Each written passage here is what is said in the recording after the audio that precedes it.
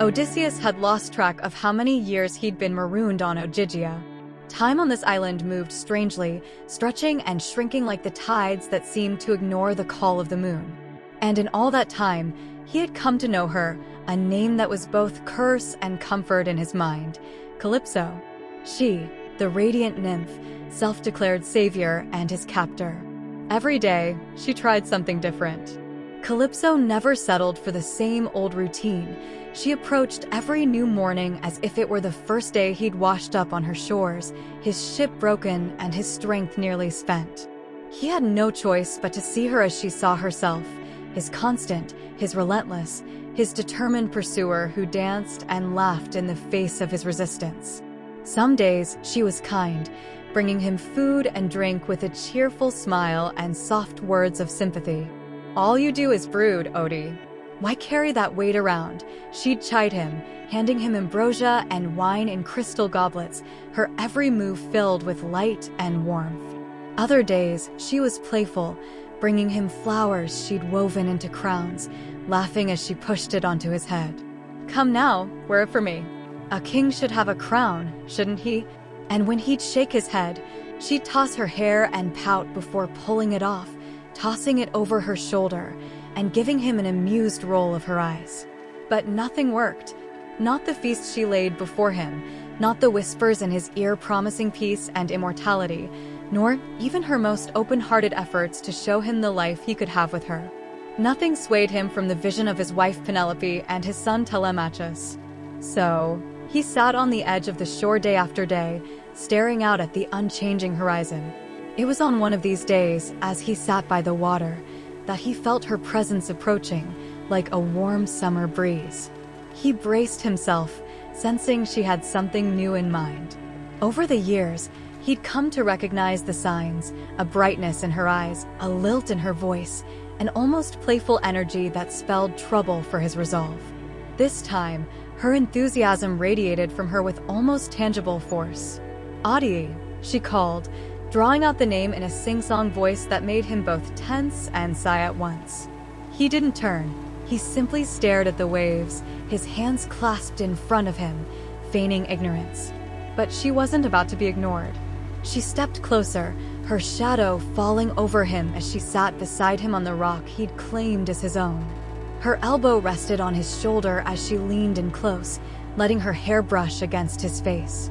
She gave a delighted hum as if to say, "You'll pay attention to me, no matter how stubborn you are." Brooding again, she asked with exaggerated concern, poking his shoulder.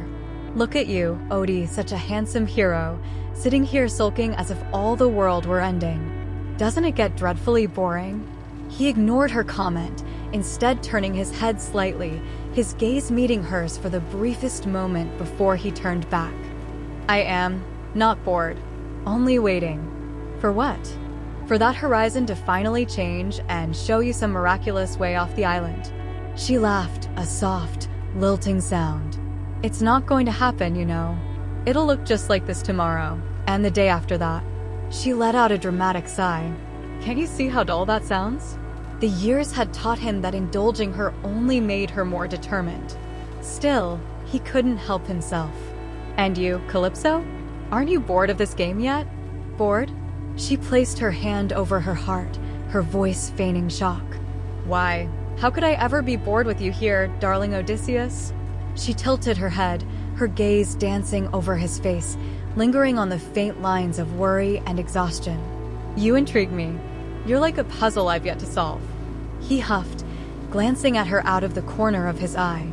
"I'm not a puzzle, Calypso. I'm a man with a family, a life that waits for me back in Ithaca." "Ah, that again," she sighed, the light in her eyes unfazed. She shifted, leaning her shoulder against his as she gazed out at the sea with him.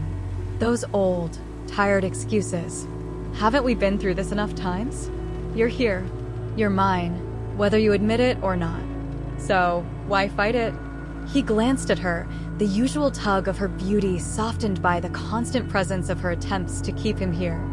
He'd become almost accustomed to the way her fingers would linger on his hand, her touch trailing along his skin like a soft whisper. "Because I have to leave.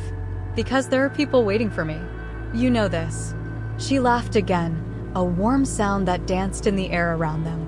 "Oh, I know," she said, mockingly resigned. "My hero, so determined, so brave, fighting an impossible battle. And for what? Memories of a place that's nothing more than a distant dream."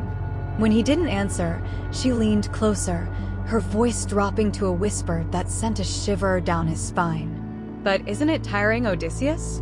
All this resisting, all this effort to deny yourself even a moment of peace? You're here with me. You could have everything you've ever wanted." "Peace with you would be an illusion," he replied, his voice steady, though he couldn't entirely deny the warmth her presence brought him. "I don't belong here, Calypso." Her gaze softened, but the glint in her eyes told him that she was far from defeated.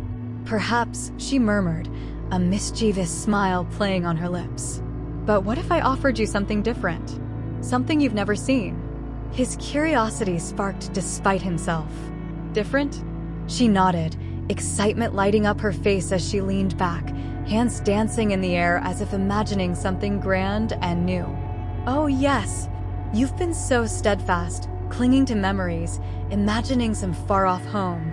She lowered her voice, drawing closer. "But what if I gave you a new life?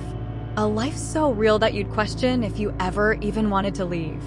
Odysseus felt his resolve waver, a pulse of curiosity and fear stirring within him. "And how exactly would you do that?" She tilted her head, her eyes gleaming with mischief. "Oh, I have my ways. Just a little rearrangement of reality. I've tried to show you wonders here on this island, but I've always been too gentle with you, haven't I? Always giving you a choice to refuse me." He swallowed, feeling the weight of her words settle over him like a shroud. Her gaze held his, her fingers tracing delicate patterns along his arm as she leaned closer. "Let me show you, Odysseus. Let me give you something beyond dreams, something beyond illusions. Something real, or at least as real as you want it to be."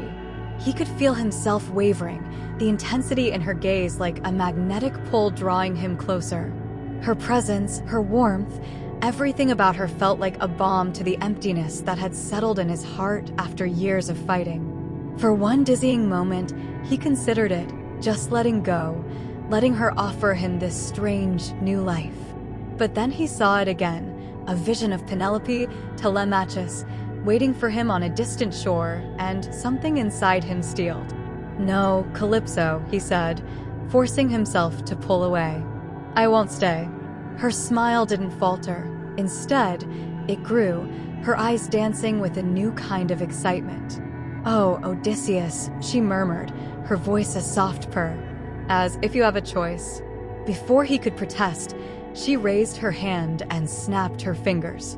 The world around him shifted, blurring and bending like water. He felt the ground slip away, colors and sounds merging into a strange, silent void that swallowed him whole.